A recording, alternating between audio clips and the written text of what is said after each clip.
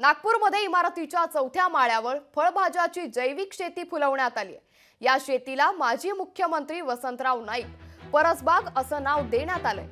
मनीष नगर परिसरात राहणाऱ्या राठोड कुटुंबियांनी ही किमया केली असून त्यांनी आपल्या छतावर संत्री, वांगे, तूर, मूग अशा 700हून अधिक फळभाज्यांची रोपटी आपल्या घराच्या छतावर लावली आहे। याचाच आढावा घेतला आमचे प्रतिनिधी ज्ञानेश्वर पवार यांनी।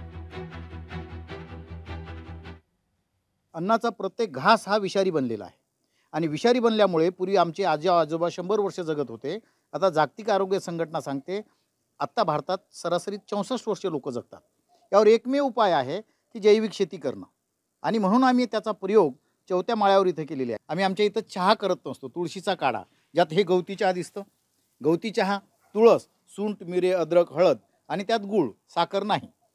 त्यामुळे आता आमचा 10 वर्षाचा आरोग्यावरचा 5000ही खर्च नाही। याच्या सर्दी, खोकला, फडसा असा जरी पाहिलं तर 5000ही खर्च नाही। चौथ्या माळ्यावर फुलतात, सिमेंटच्या जंगलात फुलतात आणि हे इतर लोकांनी प्रेरणा घेऊन आपल्या प्रत्येक घरी, घर तिथे परसबाग, परसबाग ज्यांचे घरी आरोग्य तिथे वास करी, हेच आमचं टॅगलाईन आहे। लोकशाही मराठी ऐका, पहा, जागरूक रहा।